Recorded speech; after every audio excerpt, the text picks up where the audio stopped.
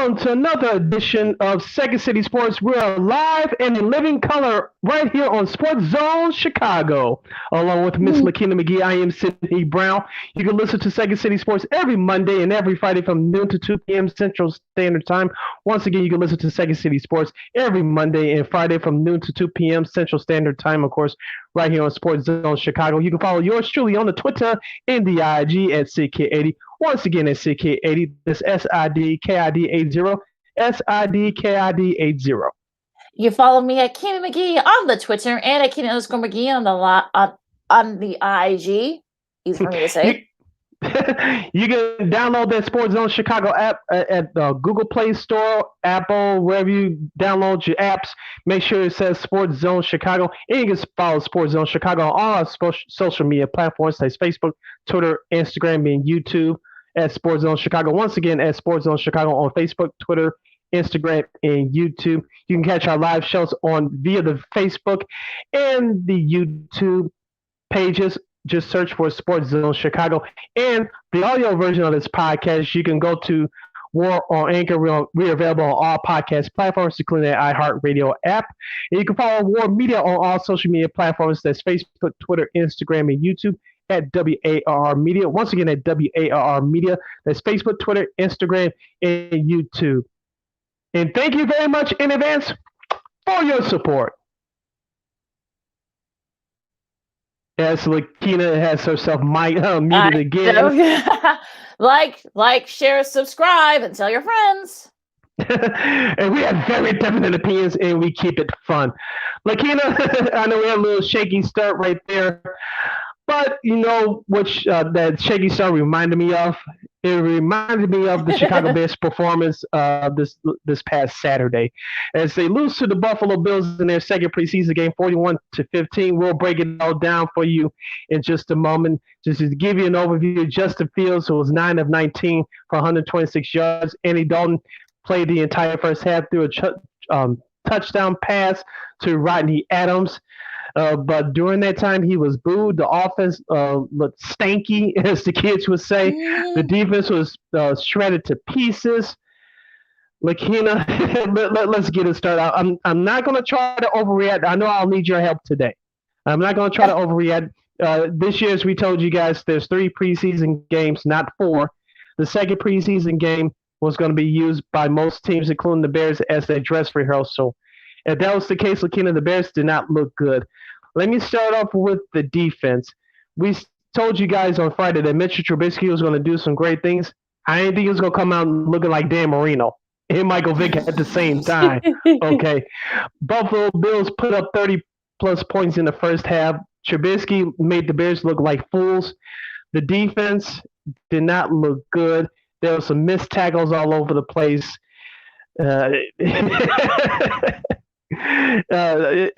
Sometimes you gotta laugh to keep from crying. I'm trying to put myself at even keel, but I gotta be fair about this. The entire game, like I said, we'll break down the entire game, but just comment on the first half. That first team did not look good. I mean, horrible. Yeah, it was just, I looked at, judging by the Twitter feeds, the social media feeds from folks, of course you're going to have those folks that are going to say, whoa, look, hey, they should try to get Trubisky back. I mean, because he looked like you say, he looked like Dan Marino out there. But, I mean, the defense, they didn't play very much. I mean, the top, the top defensive guys. It's just I really don't know what to say here about this. I mean, look, Marquis Christian, had 7 tackles. That was a team high. Some Khalil Mack didn't play very much, and some of the other top defensive guys didn't play very much. So it's hard to kind of take that at face value. But again, they the defense gave up just a lot of big plays, and you wonder and like you said, missed tackles are going to happen. It happens sometimes, but also too, you have to remember that this is also preseason, so you don't want to put too much stock in it. But at the same time, you're kind of okay, is all this cause for concern? But the first team, on the offensive side didn't look very good. I mean, Andy Dalton just wasn't very good at all. They were actually booing him, which was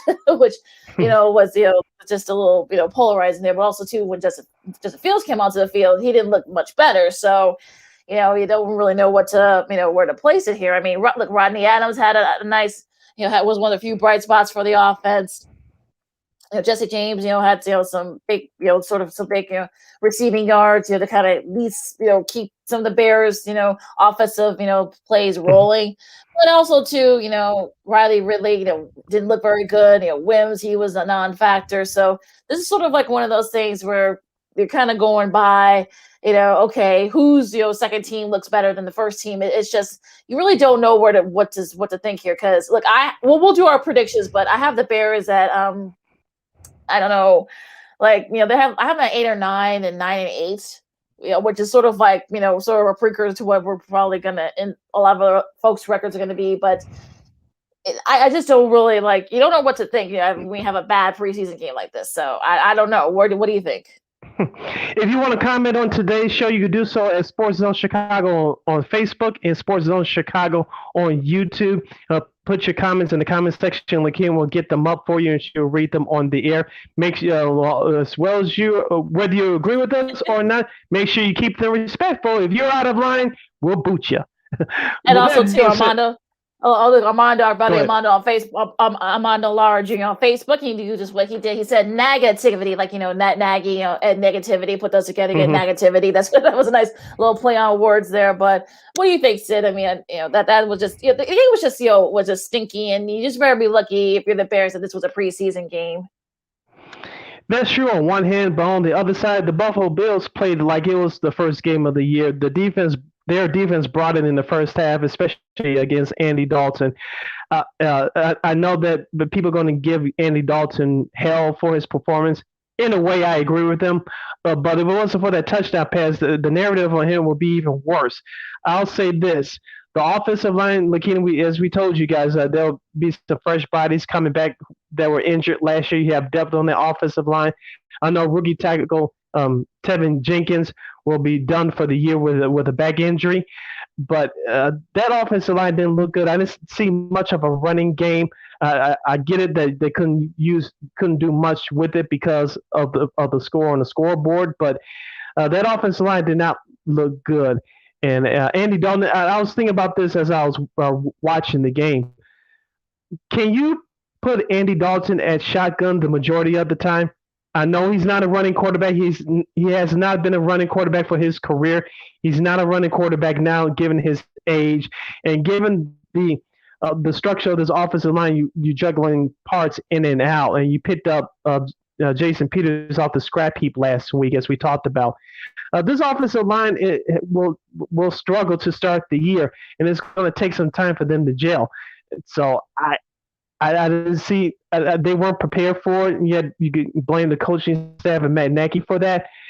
And they just did not look good. Now, when Justin Fields came in there, we'll break down his performance later. He was running for his life, and not for a good reason why he was running. Like I mentioned, we'll get into that later. As you're listening to Second City Sports on Sports Zone Chicago, along with Lakeena McGee, I am Sidney Brown. Lakeena will rejoin us here in just a moment. She's dealing with some technical issues. But going back to that first half, Lakeena, your first two drives of the offense, 3 and outs. You cannot have that, no matter who's in the game. Now, that third drive, you had the touchdown pass to Rodney Adams, which was good. It was a nice catch by Mr. Adams. The ball bounced off the defender's head, and he ran it all the way down to the end zone. But on the next drive, where you were trying to get something going, Damian Williams, wearing jersey number 8, fumbled the ball at the 50-yard line, and then set the Bears back. The momentum was shot, and Buffalo continued to pour it on. It was just a bad performance all around for the Bears in the entire game. But breaking down the first half, it was not good at all. Well, I'm sure, sorry, folks, for the technical difficulties there, but I think that was sort of like the old line, as our buddy Armando said, he saw no communication from him. And, look, I mean, we got Peters, he's practicing today. Jermaine Ifedi, who you can probably say was one of the few bright spots in that Bears old line last year. He's been cleared to practice, so we'll see. But, they're moving a lot of guys around, and I don't trust this O-line at all. And I kind of feel like this is going to be a deterrent for the Bears this season, whether or not Tevin Jenkins is able to come back. But I mean, that O-line did not look good at all for the Bears. And it's just like, they allowed 4 sacks. I mean, it was just, not very good. And I know there was some debate. I was listening to some of the sports, of course, both our sports radio stations were saying that, maybe let's not throw fields to the wolves against the Rams in a couple of weeks. I mean, you don't want of course, no one wants Aaron Donald chasing them around the field. You don't want that, but you're going to have to kind of, put him out there eventually. So when are you going to, put him out there if you decide to take him out there? And Matt Nagy reiterated that, that Dalton's is QB1. He's a starter. So I don't honestly don't know what to say about that, because I know a lot of Bears fans are sort of like, antsy, but then I've heard some Bears fans say, well, you know what, maybe we should, just wait, maybe not throw him to the wolves, against Aaron Donald and the Rams defense. But I don't know. What do you think, Sid? I didn't say this publicly, but this is one of the reasons why I think this was smart for head coach Matt Nagy to start Andy Dalton in week 1, because as I mentioned before, you have offensive linemen that were hurt last year coming back in the fold this year. You're still juggling parts in and out. And then it takes for offensive linemen to establish team chemistry. You had to learn different schemes, different protection packages. So if you throw a rookie quarterback in there, it's going to look bad. So if you want Justin Fields to be successful, he has to have a successful offensive line. The way that you win games in this league is on the front lines, both on defense and offense. And what we saw on Saturday, once again, not to overreact, what we saw on Saturday was not good. Now let's get into the second half. When Justin Fields came in, he did look good running the ball, but he was running once too many times. And I don't know if you noticed, Lakeena, after he got hit on his blind side on that touch, it turned out to be that touchdown drive with Khalil Herbert scoring on that touchdown run.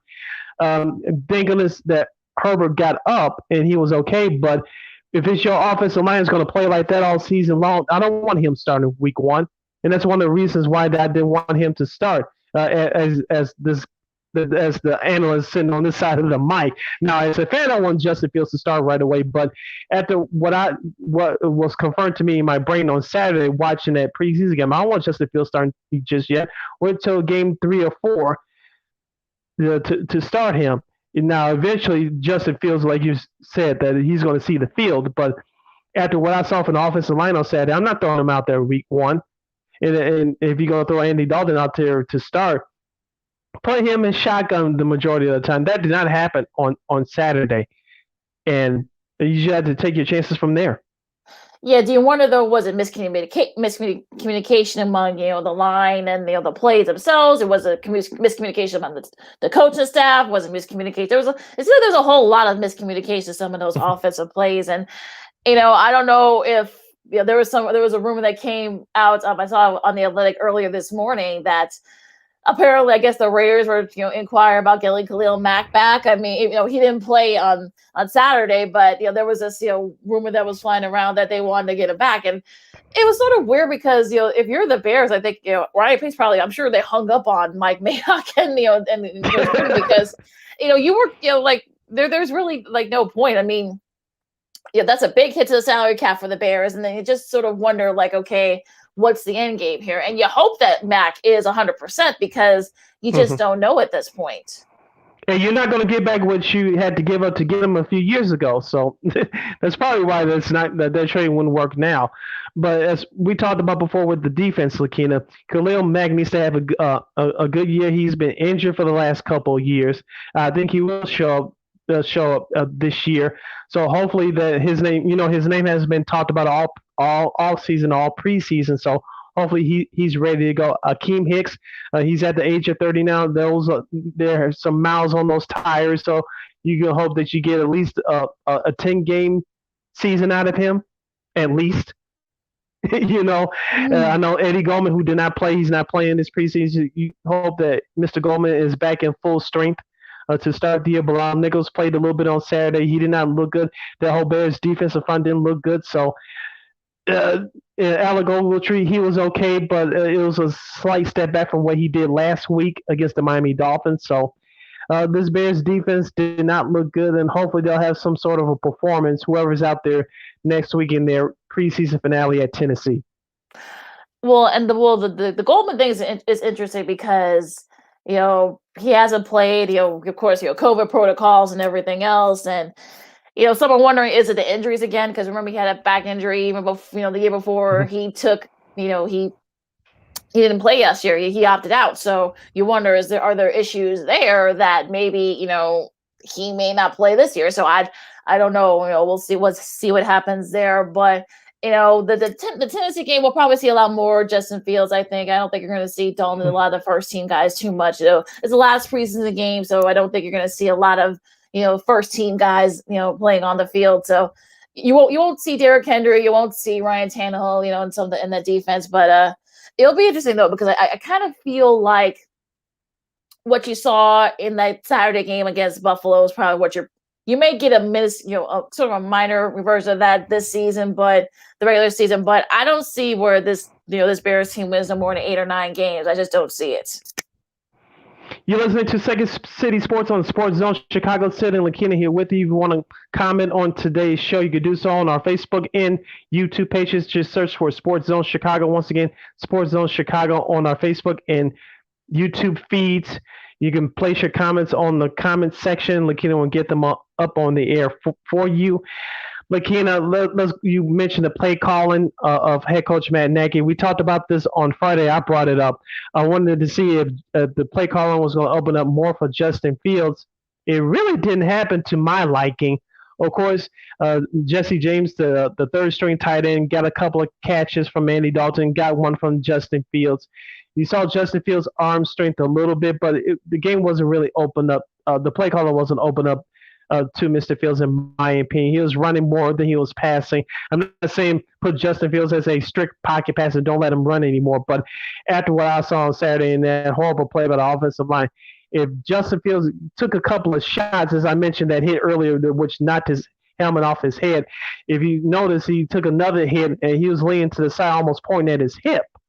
And if he's going to take shots like that, you're going to be in trouble. Remember, this is your franchise quarterback. You got to protect them at all costs. And one of those things you have to do to protect them at all costs is have a solid offensive line. Right now, we just don't have it. Well, there is no solid offensive line for the Bears. O-line and solid doesn't really go hand in hand for this Bears team. And like you said, I saw a couple of those shots, and you kind of wonder, like, did he hurt himself? Did he kind of get really sore and banged up on that, especially in that hip region, like you said, with that hit? Because it just. I know he kept saying he was okay, but remember he didn't see this many sort of aggressive defenses when he was at Ohio State. I mean, maybe Northwestern, their defense is pretty solid. Alabama, we know, of course, they're Alabama, so their defense is pretty good. But he didn't really have this face of defenses like this when he was at Ohio State. So these kind of getting the kind of a taste of what these are second team guys and third team guys. This is just a preview of what's to come. So I can understand why some folks were saying, hey, you got Aaron Donald coming at you. You're gonna have Myles Garrett coming at you in those first few games. So but look, if you look through their schedule like real quick, of course, the Rams game on Sunday night, that's the Sunday night opener. Also, too, you've got that Cincy game is not a gimme. I know some people want to say this because they did not look good last year, but they've got some pretty decent. They got a pretty good defense, and their O-line's gotten a little bit better. It looks like Burrow's on track to play in week 1. Then you've got Cincy. They got maybe Detroit. You probably say Detroit might be, you could probably say you don't want to say it's an easy win, but they're rebuilding. So, and also too, you got the Las Vegas Raiders. You got to go at Vegas and not the second week in October. You will see how they look. Then you get your first game against the Packers, and you got the defending Super Bowl champ, the Bucks, on the 24th of October. Then you got on Halloween, you got to go at San Fran. We'll talk about them in a little bit. Then you have at Pittsburgh and and you host Baltimore. After the bye week. So we'll see. Maybe that the bye week will help. Playing in that game. We'll see where Baltimore is at that point. Then you've got Detroit on the 25th, that's Sunday before Thanksgiving. Then you've got that Thursday night. Then Detroit, that's the Thanksgiving Day game, I should say. And then you've got Arizona after that. Then you've got Green Bay, Minnesota. You got to go at Seattle. We'll see where Seattle is by that point. You got the Giants, and you finish up against the Vikings on January 9th. So not an easy schedule by any means for the Bears. And where do you put, Justin Fields? Where do you kind of he is going to start at some point the season? Where do you put him? So I don't know. I would say by the Detroit game, the first Sunday in October. I think that's the third game of the year. Fourth. That's the fourth. Yeah, the third game. Yes. Fourth game? No, that's the third game. Yeah, the third game of the year. If not, you had to go on the road against a tough Vegas team. he may start then. But I would say that Detroit game if I was a betting man. Week 4. That's week 4. That's the Detroit game. So, yeah, that might be the popular choice. I mean, we'll see. They might be. Look, I don't. Like I said, I don't look for what I've seen these last couple of preseason games. Like I said, I don't see this Bears team win no more than 8 or 9. I just don't see it because the where the defense is going to be. Robert Quinn. We haven't even mentioned him yet. He hasn't played. This preseason. Well, you just did. Well, yeah, maybe not just now at about 12:28 Central Time here in Chicago. But I just, I'm not. And then, Goldman was one of the big parts last year. He may not even, there's still some issues there, so he may not play. So there's just, do you trust, Matt Knight to develop Justin Fields? Do you trust this defense to be at least a fraction of what they've been, the last couple of years? They're older now. You got some, decent, first, younger guys. You got, Edwards Jr. and, Ogletree. We'll see if he can stay healthy. I just don't see it at this point. Well, like I mentioned before, Saturday's game did not look good. I'm not going to jump out the window, but there's some cause for concern. I'll just leave it at that. Now, before we hit our break for the bottom of the hour, I just want to mention the special teams real quick. They gave up that 34-yard return to McKenzie. I think they had another fumble again this week on the kickoff return. And they got a field goal, not a field goal, but a extra point after attempt blocked. It's not good, Lakeena. We talked about it last week, which the special teams was horrible. They had 3 or 4 fumbles on the punt and kickoff returns. You had another one this week. You gave up a big return on special teams. Lakeena, I know some people want to gloat over it because we have Justin Fields. He can, quote-unquote, bail us out of anything. But special teams, outside the kicker, Carlos Santos, the special teams unit is horrible, and it's still horrible. And you got to do something about it to fix it. I know it doesn't happen overnight, but something's got to be done there because you have less than 2 weeks now before the season starts, and this unit does not look good. It doesn't. It sort of doesn't.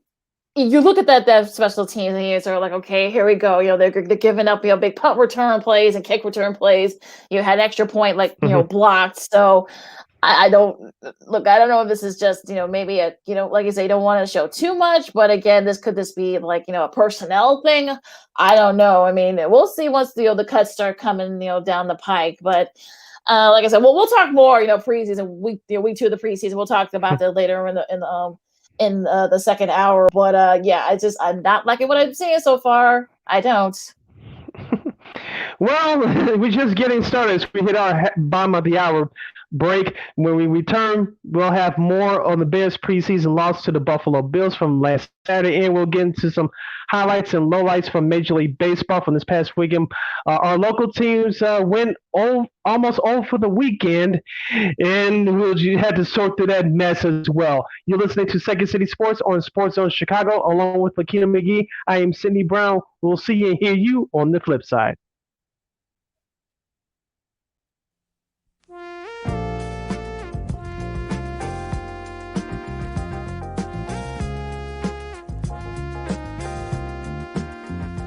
I just heard my favorite band is in town. I'd love to get good seats, but everywhere I've looked, the ticket sites have crazy service fees. Haven't you heard of TixSplits? Who? TixSplits. They don't gouge you with crazy fees. The price they advertise is the price you pay, plus a small delivery fee. Never pay service fees again. Go to TixSplits.com today. TixSplits.com. Guaranteed seats, low prices. That's TixSplits.com. Every ticket, every venue, everywhere.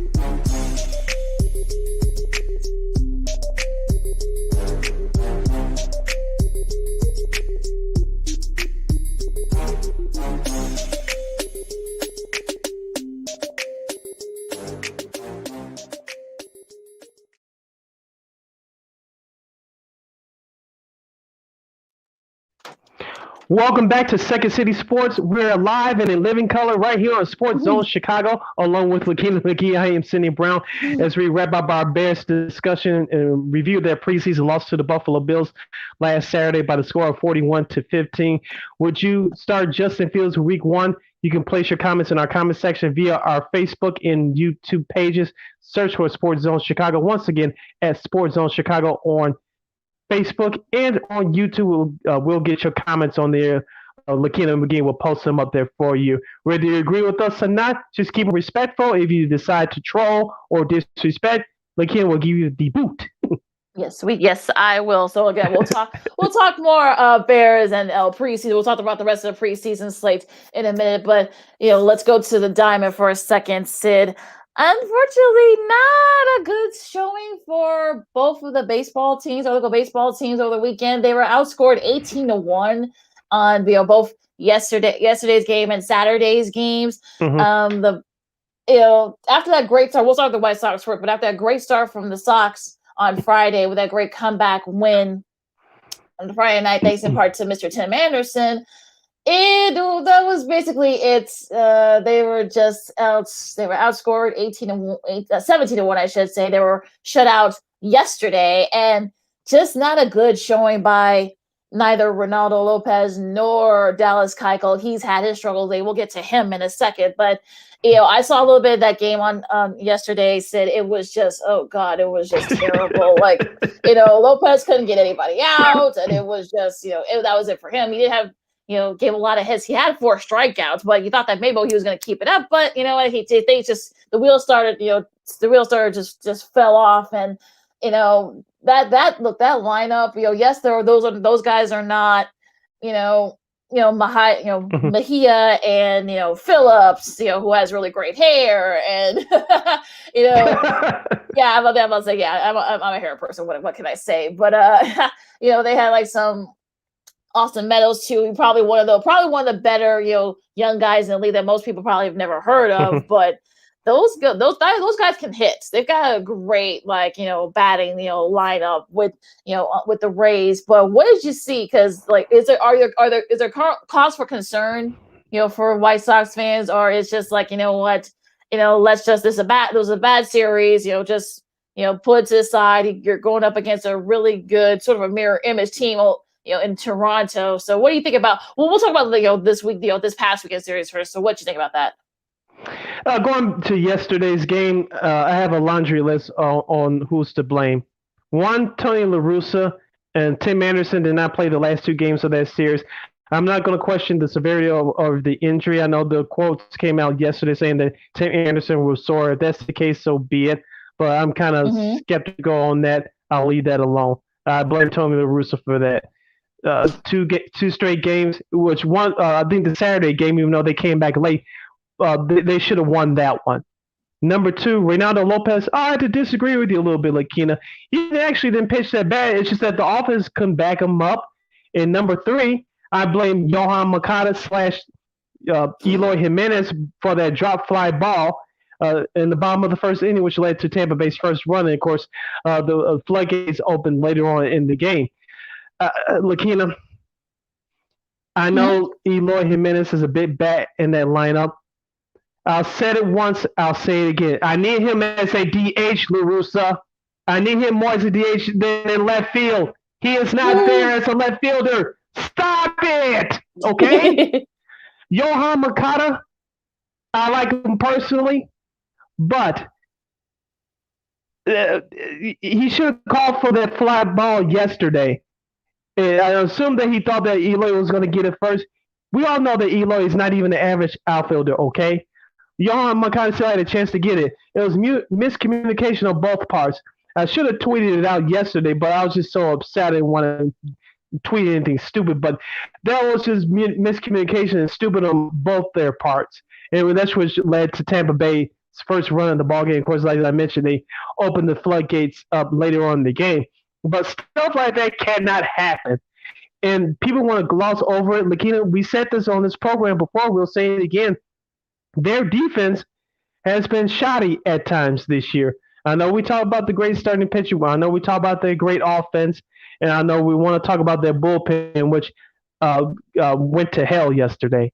But their defense, people better not overlook that, because stuff like that happened yesterday regarding Eloy and Johan Makana, if that comes up in the playoff time, that could change your game, that could change your series, and that could change your season.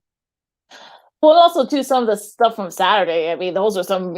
I saw some of the highs from Saturday, and some of the feeling there was a little bit suspect as well. So, I mean, it's just one of those series that you just sort of say, what the heck is going on here, right? I mean, Eloy was DHing actually that Saturday. It's just that the problem was that Keuchel just had his his struggles continued. I mean, gave up 9 hits and 6 earned runs. I mean, that was just a terrible start by him. And some of it was fielding, some of it was the pitching. Kind of let themselves down.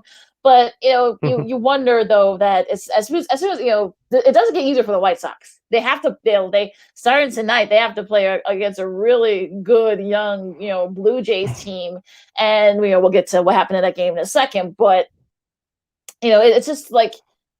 The bullpen, the middle relief, the defense, the lack of hitting, and also to the pitching that needs to help themselves too. It's one of those things where you say to yourself, okay, well, what's going on here? I mean, they're lucky they're in a really bad division. They're going to win a division, but again, once they get into the divisional round, what are they gonna? It depends on if they have to face Tampa, or maybe the Yankees. Or maybe even Houston. We'll get to them in a second, but it's just like I'm not freaking out just yet. But again, this does not look good right now for the White Sox. If I have to say, if you were to ask me like how far this team could go, I'd probably say they get knocked down in the first round. In the beginning of the year, I said the ALCS that this team will make the American League Championship Series. I still feel that way right now, so I'll stick with that. Going back to yesterday's game, another person that I had to give the blame pie to is Andrew Vaughn. 6 innings, 2 on, 2 out, swinging an inside pitch on a 3-2 count, and you could have put some runs on the scoreboard perhaps. Maybe you could have snuck away with the win yesterday, but he struck out, and I said that was it. I went to take a nap. I woke up, the game was over. I said, I'm glad I missed this show, missed this crap show. I watched the majority of it yesterday, and it was a bad game for the White Sox. Hopefully you get Tim Anderson back tonight, if not tomorrow. As you mentioned, they take on Toronto starting tonight for a big 4-game series. The first 3 games are at 6:07 p.m. Central Standard Time. Thursday's game is at 2:07 p.m. local time on Thursday before you face the Cubs next weekend. But Lance Lynn, he's 10-3. He's your starter tonight. I believe the White Sox will win tonight. He's going to set the tone. But the Sox better come out to play because, like you mentioned, Lakeena, Toronto's offense is second to none in baseball. They just don't have enough starting pitch. I know Jose Barrios, who they picked up in the trade deadline from Minnesota, he'll pitch tomorrow against the Sox. He'll face Dylan Cease.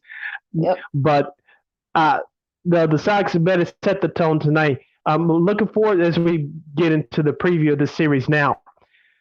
I'm looking for 2 things. Dylan Cease tomorrow. He starts tomorrow. Dallas Keuchel, who starts that Thursday afternoon game. Both of those guys, especially Keuchel, better turn it around fast, or else this starting rotation is in trouble. Both those guys don't look as good as we thought they would in the beginning of the year. I'm more concerned about Keuchel than Cease, to be honest with you. I think, as we said it a month ago, Lakeena, who's going to be a third starter for the playoffs? Dallas Keuchel, that ship has sailed. I think we told you guys this a month ago. Is Lance Lynn going to be your game 1 starter? It looks like Carlos Rodon. Hopefully he'll return soon. He's going to be a game 2 starter. Who's your third starter for game 3? Right now, I have it in pencil, not in pen, Lucas Giolito, only because La Russa trusts him to throw 100 pitches. And, Giolito hasn't looked that hot lately. So their starting rotation is a little bit shaky right now. Yeah, looking at some of the starters for that game, they tonight Lynn faces Manoah, which that should be he's had his struggles this season, so you got to think Alek Manoah. So you wonder there's no reason why the Sox shouldn't win that game. Of course, you got Dylan Cease against Jose Barrios, like you said, Sid. That should be an interesting one there. Then you've got Giolito against Robbie Ray. Robbie Ray's been kind of up and down this season, although he pitched well against the Sox here in Chicago back in early June. Yeah, he did. That's actually a pretty that'll be a tough one there. And then Kako faces Young Jun-Ryu, so that'll be Hung Jin-Ryu, I should say. So that'll be an interesting one there. So if you can at least split that series against the Blue Jays, maybe you could kind of walk away kind of happy. You had a pretty decent, like near 500 in that tough stretch against the Yankees, the A's, and the the Rays, and also to the Blue Jays. So if you can at least get to kind of like right above 500, win at the very least, split the series against the Blue Jays, I think you can kind of like walk away, come back home thinking, okay, you know what? We were able to kind of, dodge a couple of bullets, stop the bleeding in some of these cases, and just, walk away thinking, okay, you know what, we can play against some of these top teams in the American League. You're listening to Second City Sports right here on Sports Zone Chicago. We're live and in living color, along with Lakeena McGee. I am Sidney Brown. If you want to comment on the White Sox and the Cubs, which we'll get to in a second, you can do so on our Facebook page or our YouTube page. Just search for Sports Zone Chicago. Once again, at Sports Zone Chicago on our Facebook and YouTube pages. Post your comments right there. Lakeena will get them up on the air. Lakeena, sticking with the White Sox, as I'm looking forward in this series, the starting pitching has to step up, but the defense has to be on point.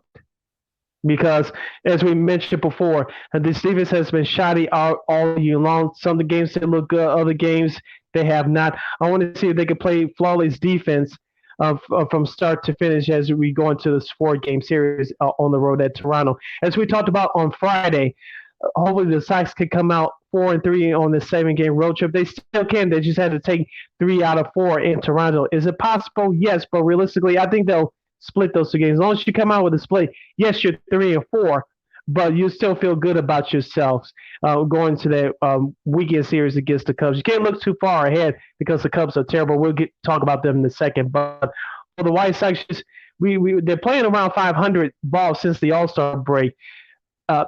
It's now time to turn it on and get consistent, and not just start winning, but playing consistent as well.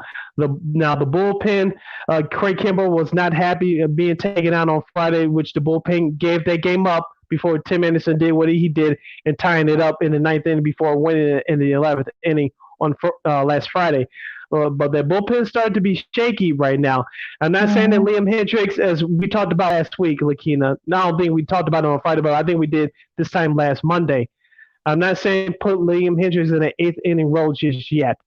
But talk to me at the end of this month to see if I have him in that role, him and Craig Kimbrell could switch. I'm not there yet, but talk to me at the end of the month by this time next week, and I'll give you my answer.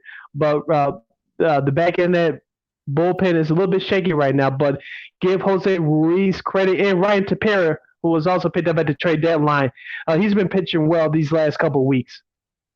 Yeah, he definitely has. Probably one of the few bright spots there in that bullpen for for the White Sox. And you hope that this is just a little blip in the radar. A long season. Hopefully they can get together before the season over. That way they can be ready for the playoffs. Because we say that yes, timely hitting can help you win a lot of playoff games, but also can your bullpen can actually easily win you games as it'll lose you games in the playoffs. So let's see if the Sox bullpen get together. Now, real quick, for the Cubs, where we've talked about the rest of MLB, they were just got swept by the Royals. It was just awful. I kind of at this point I think you just gotta stop the bleeding and just they're tanking. They're going to be fighting with the Orioles and the Diamondbacks for worst record in the league. And yes, you got all this other stuff. You got exhibits, with Hall of Famers, with no Sammy. But again, that's another story for another. We won't have time to get into that. But you got all this other stuff. You got all this stuff coming in. Very, very good to me. Yeah, I'm about to say yeah. Well, yeah. I mean, you got the Marquee Network that's up and running. You got all this other stuff. You're gonna have money coming in, so you're not gonna have any excuse to not be able to, spend this off season. But again, that's another story. But, they got swept by the Royals and there's really nothing else to say. They play the Rockies starting tonight. It is just, let's talk about some others that happened in baseball. Some really big milestone. That's what I'm talking for today. Yeah, I'll say, yeah, I'm leaving that one out there because I know Sid won't have nothing else to add. So unless you do, I don't know. What do you have something to add, Sid? Maybe Patrick Wilson will have the most home runs as a rookie in the Cubs uniform. I know he's up there with Giovanni Soto and some of the other guys. I saw the list during the telecast yesterday. Maybe Patrick Wilson will have 25 home runs by the time the season's out. That's probably only one of the few reasons why you watch Cubs baseball at this point.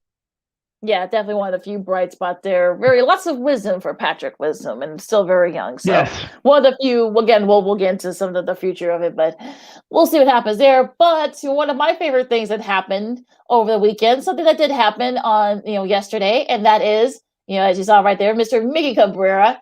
He became the 28th. This is actually crazy to say that he's just a 28th player to join the 500 home run club, which is very cool. The 6th born outside the U.S., joining guys like Pujols, Sammy, Rafael Palmeiro, Manny, Big Papi David Ortiz. So he joins that group. But he also joins another group that he's only one of 4 players that's in that 500 home run club. Who also he has hit for the Triple Crown, won a World Series, an MVP award. So joining guys like Jimmy Fox, Mickey Mantle, and Frank Robinson. So that's a pretty impressive list there too. So were you able to, I saw the replay of it. It was, really cool to see. And, what'd you think about that moment, Sid? Because, and they just, edging out Toronto in that series and winning that series. So what'd you think about that moment? Yeah, congratulations to Miguel Cabrera. He's a first ballot Hall of Famer. And congratulations to the Toronto Blue Jays fans for giving him a standing ovation, recognizing the moment and an achievement in a historic career of Mr. Cabrera. I remember him as a skinny kid with the Florida Marlins. Of course, yes. You Cub fans know what he did to your squad back to 03 NLCS. He's been a consistent hitter throughout his career. I know Hawk Harrelson, now the Hall of Fame broadcaster from the White Sox, called him and Manny Ramirez the 2 best right hitters he's ever seen outside of Frank Thomas during their careers. And so Miguel Cabrera, I know he's getting older in the tooth. I know hopefully if Detroit turns around, he may be a part of it, but who knows? But it's a historic achievement, and congratulations to him once again. It was a very cool moment. He finally got that out the way. Will he get 3,000 hits? I know he's 45 for 44 hits away from that. I don't have the numbers in front of me, but it's about 45, 45. I don't know if he's going to get 45 hits between now and the end of the season, but if he plays a couple more years, I'm sure he'll get it, provided that he stays healthy. I know he's getting old in the tooth. I know injuries have slowed him down the last couple years, but if he plays a couple more years, I'm sure he'll get to 3,000. There'll be another notch in his belt in his Hall of Fame resume.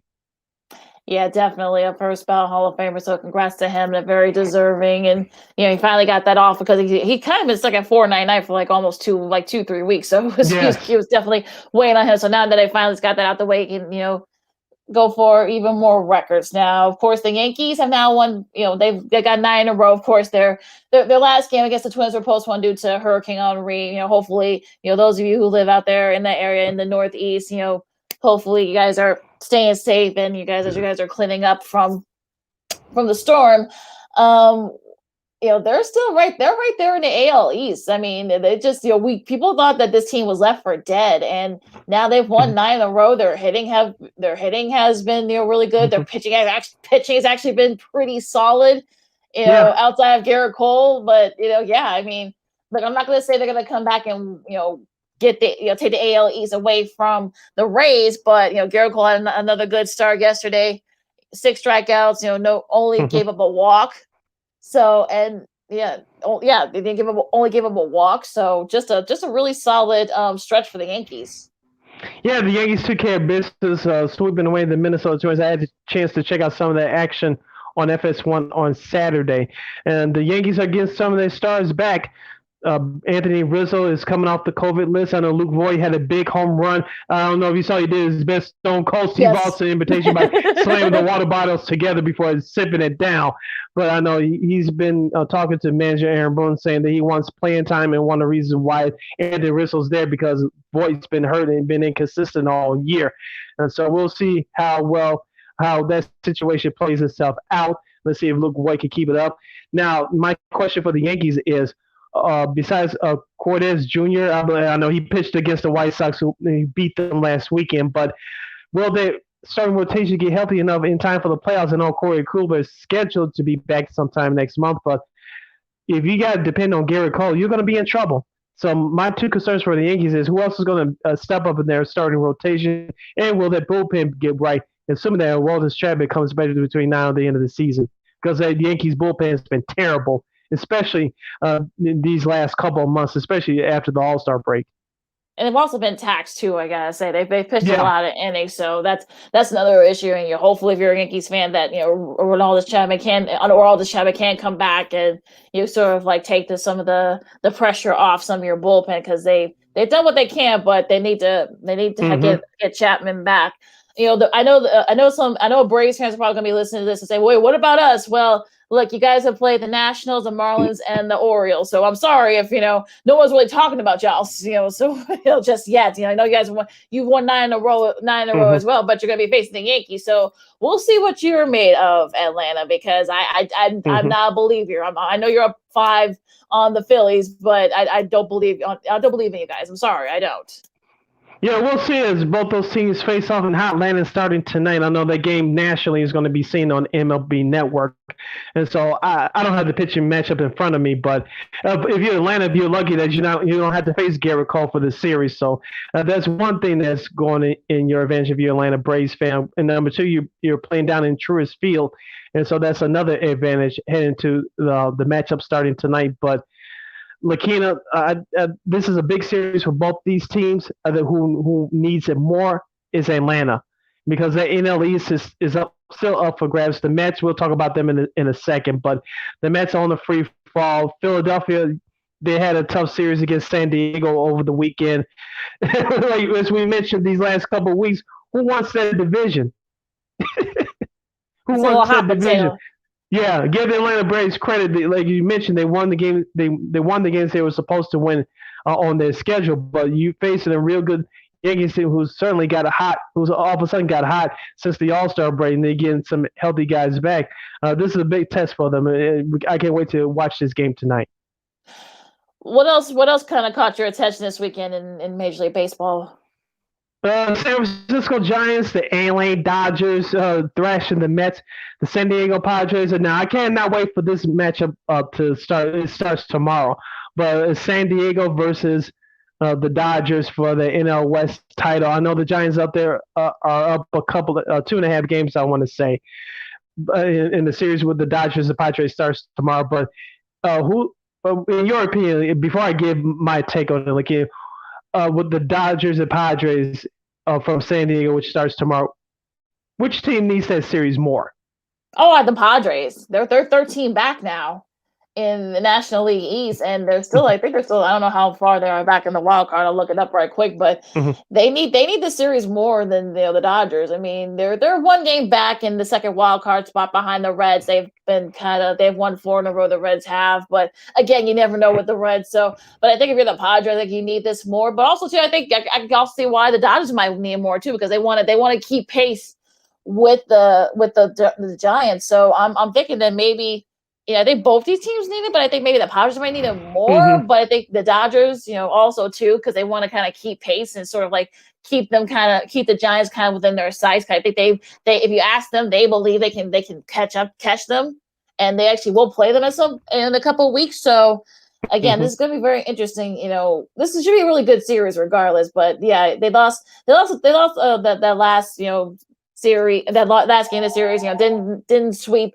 The Mets, I'm sure they wanted to, but but then still, look, they won the series, and they like I said, they play San Fran next weekend. Of course, we'll talk about that, but they've got a chance. The Dodgers do it kind of like sort of hammering it down on the Padres in the for the National League West. But like I think both teams need it, but I think the Padres probably need just a little bit more.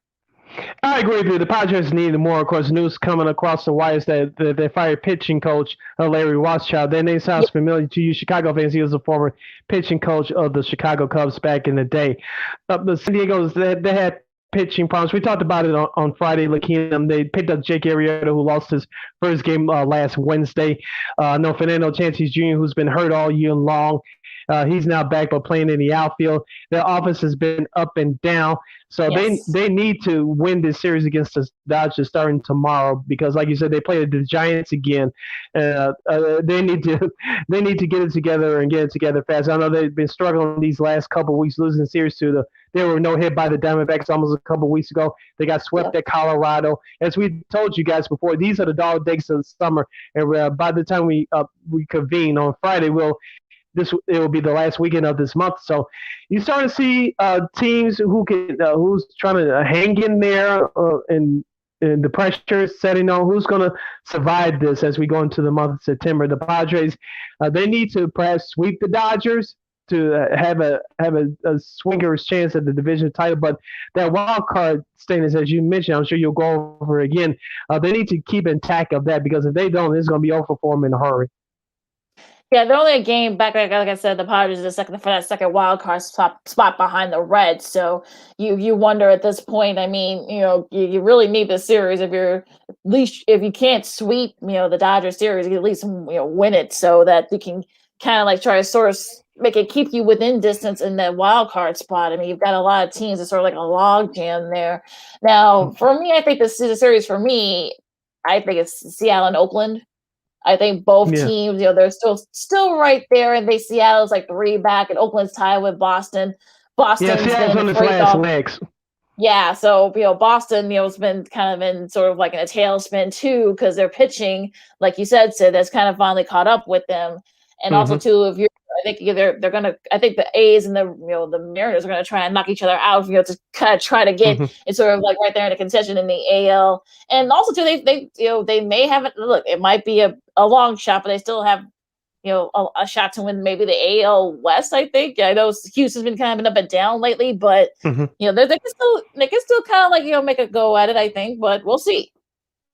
Yeah, Oakland needs to get on a hot streak. I know they got it together here in Chicago by defeating the Sox last Thursday and avoiding the sweep. But as I mentioned before, if Oakland gets in the playoffs, they could be very dangerous. Matt Chapman up there, he's one of the bright young stars over there, and so they got a very good starting staff. So they're not going to go away quietly as far as the division is concerned, but they're going to be hanging around for that wild card. Now, Boston, as I mentioned before, these last couple of weeks. I know Chris Hill has returned to the starting rotation, but their offense has sputtered. I know they picked up Kyle Schwarber at the trade deadline. Rafael Devers, I believe, is the best offensive third baseman in the American League, if not in all of baseball. And their offense has been carrying them all year long. But at this time of year, Lakeena, as you well know, and especially getting into the playoffs, it's all about defense and starting pitching. If you have those two things, you'll win a title. Exactly. We'll just go. We won't go like series by series because we're up against it, but we'll go like some of the top series. Tampa Bay and Philly. That starts tomorrow. That should be a good series there. San Fran and the Mets. New York. Metropolitans. That should be an interesting one. Big series for the Mets. Yeah, because if they want to keep up, of course we mentioned Atlanta and New York as they host New York for these first few games this week. So so some pretty good series coming up. So to kind of like sort of keep it intact because we're near this almost at the end of August, and I think this is sort of when things start to kind of churn along and going into gear. So we'll see. Yeah, we had to this is when the men and the boys separate as we head down the home stretch, and we'll see what happens because there's a lot of exciting times ahead for baseball, and so this is what you live for. If you're a baseball fan, you're a baseball player, in playoff contention, you need to step up, and we'll see what these teams have made of. Hour number 1 in the books. Hour number 2 straight ahead as you're listening to Second City Sports on Sports Zone Chicago along with Lakeena McGee. I am Sidney Brown. It looks like Lakeena, the next hour is going to be a sort of a free-for-all hour. We got to talk about the Bulls schedule that was released over the weekend. We didn't get to that on Friday. We had to talk about that. A major debate show may see a change. We'll talk about that. And we'll get into some other things. And yours truly had another nostalgia moment this past weekend. We'll get into that as well. You're listening to Second City Sports on Sports Zone Chicago. We'll see and hear you on the flip side.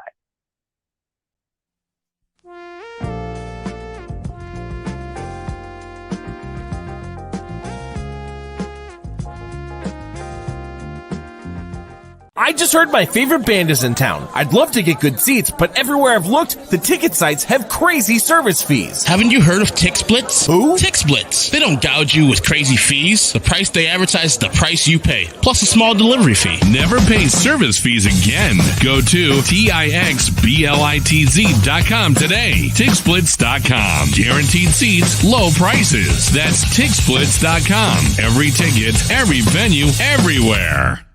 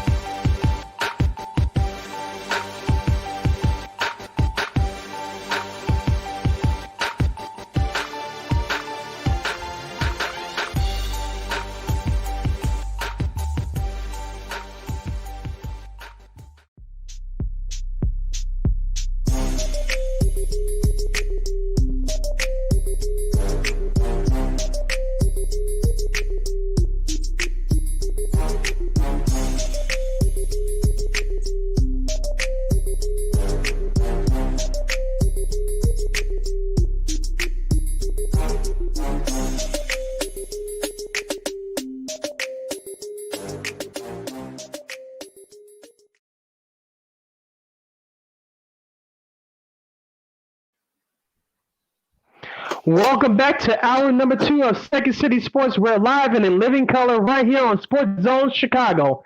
Along with Miss Lakeena McGee, I am Sidney Brown. You can follow yours truly on the Twitter and the IG at SidKid80. Once again, that's SidKid80. That's SIDKID80. That's SIDKID80. Excuse me.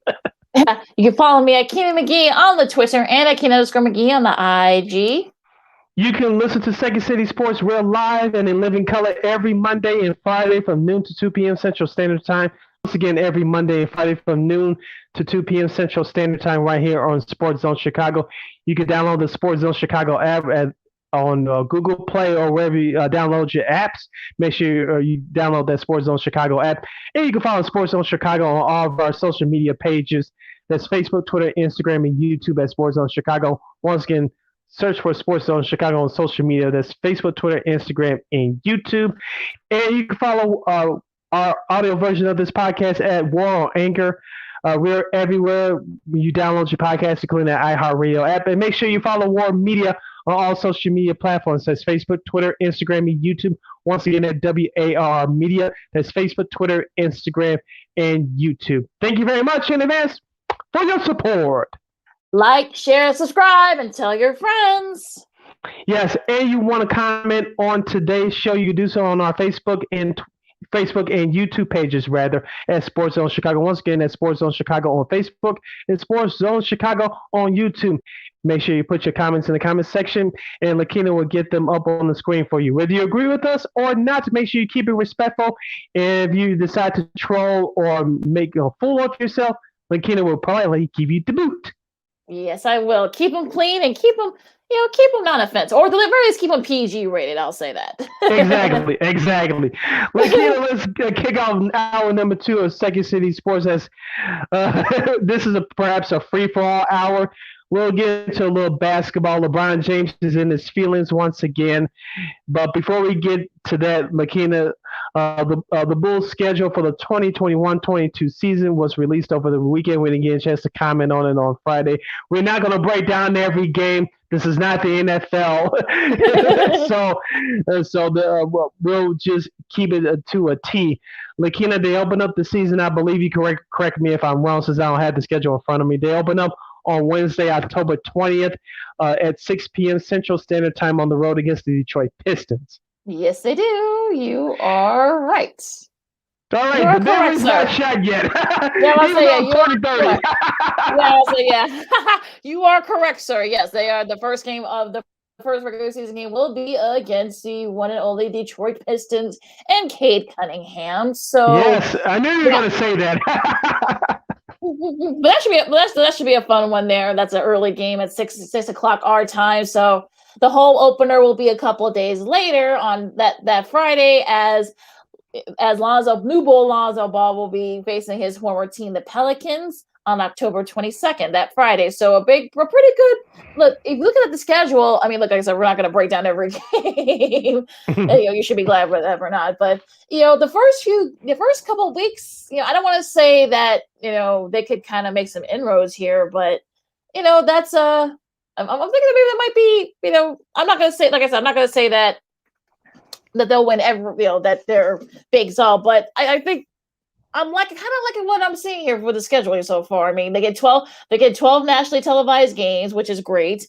No TNT games. There's only one TNT game, and that's against Memphis. That's a road game, and that's I believe it's an MLK Day game. So that won't.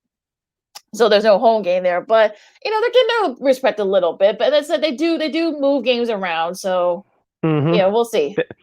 Yes, we told you guys on Friday. I said between 10 and 15 nationally televised games for the Chicago Bulls. Like you said, they had 12, correct?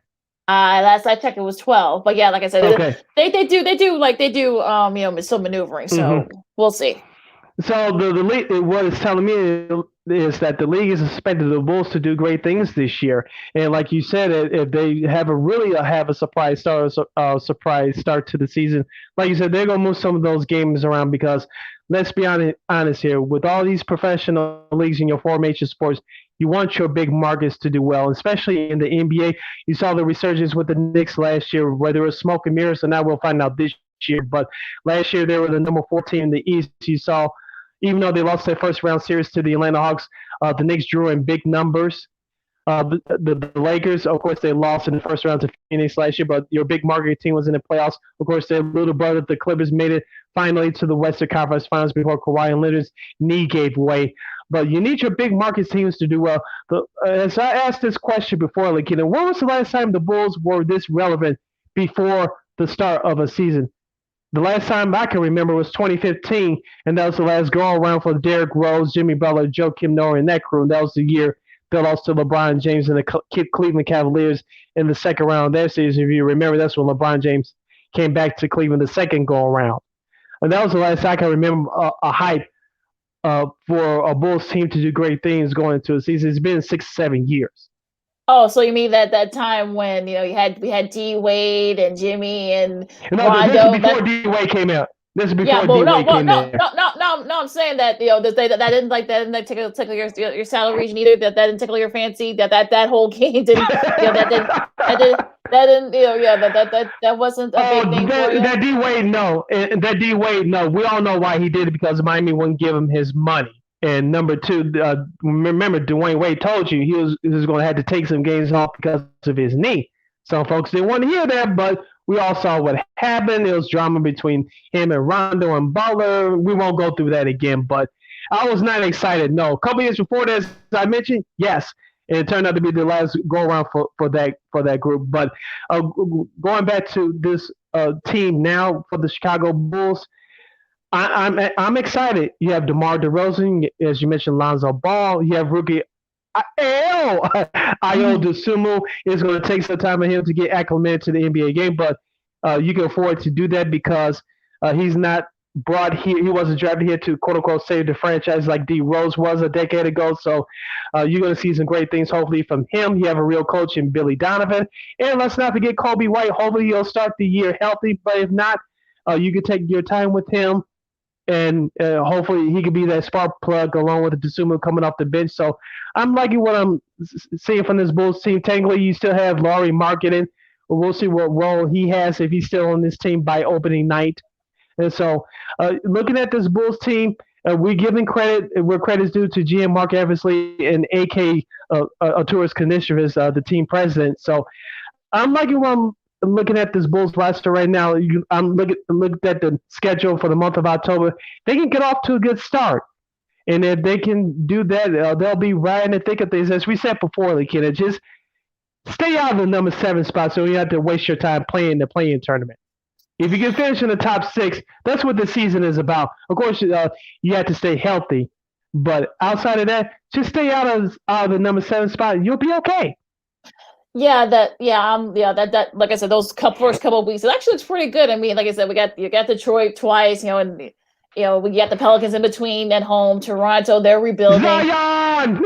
And also you got Toronto, they're rebuilding. So there's no reason why they shouldn't win that game. Then you got the Knicks. So we'll see how at home. So we'll see how the Knicks looks. We'll see Utah. Again, you never know with Utah. I mean, hopefully now that this is a better roster, maybe they can push the Jazz a little bit. The November schedule is a little bit concerning. I mean, they play both the LA teams and they're in the West Coast road trip. Of course, they got Portland and Denver also during that time. Also Golden State. We'll see how Klay Thompson looks. They got Boston. They got Philly twice. They got Brooklyn and Dallas. They get both those games at home, which that should help a little bit. Hopefully we'll have at least somewhat a full crowd at the UC. You got the Knicks, the Pacers. They got Houston, Orlando, and Miami, and Charlotte. So it's sort of an up and down. It's kind of like a mixed schedule for the Bulls. Very tough West Coast road trip. If you can at least get 2 and 3, just don't go 0 for 1 and 4. I think you'll feel pretty good about that. But but then December, we get a little bit of a break. You got after the Knicks and Brooklyn, you got Denver and.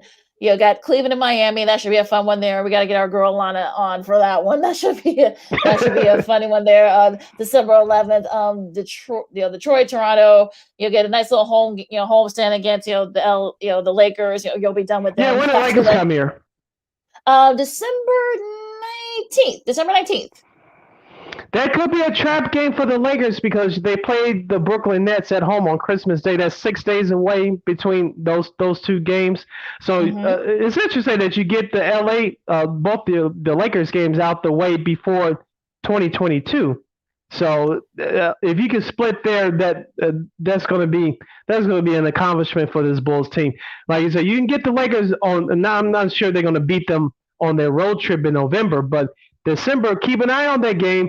Because you can send the Lakers, I'm sure, LeBron James always wants to put on a show here in Chicago because he idolized Jordan. But if you can sneak away with that game because I'm sure they're going to look ahead to that game against Brooklyn on Christmas Day. Both those teams are healthy or close to being healthy. The Bulls could probably sneak away with that game on that night. Don't overlook that. They could. I mean, like you said, this could be a trap game for the Lakers. So that should be, and it's also nationally televised too. That's good. I think that's an ABC game, if I'm not mistaken. That Lakers game, or it might be ESPN. I'm not really sure, but it is a 2:30 game, so I'm sure it is going to be televised. So, that might be the Bulls' best chance to show the nation that hey, we're pretty good now. Yeah. Then you got Toronto and Indiana to finish up the year, the calendar year. You got Atlanta home and home. They get Indiana on New Year's Eve to finish up, 2021. So, the January schedule doesn't look too bad. I mean, you get the Wizards twice. They're kind of rebuilding. Then you got Orlando, Dallas, against Luka. You got Brooklyn and Golden State at home. Then you got Boston. So, when is that Golden State game? That is January 14th. So the snow, the snow and the cold. Steph Curry, hopefully a healthy Klay Thompson and old Draymond Green. Should be interesting. Yeah. And all you Warriors fans that went away for a couple of years, you'll come back to the UC, pretend that you've been a fan for 7-8 years, with you liars. Yeah. Anyway. You know how well, I'm not gonna say they're fair weather fans, but well, yeah, they kind of are. But they got Memphis and Cleveland, and Milwaukee, the defending NBA champs, the Bucks. Is that Milwaukee's first visit to Chicago in January? I believe yes, it is. Yes, sir. Yeah, the defending world champion Bucks. Yeah, so that's their first trip to play. That's gonna be their first meeting, I believe. So yeah, Paul, you feel like the Giannis fans will come sell out the UC as well, but I'll leave that alone. Probably, probably. Orlando, Atlanta, OKC, and San Antonio. That's part of their homestand, and of course they go back on the road.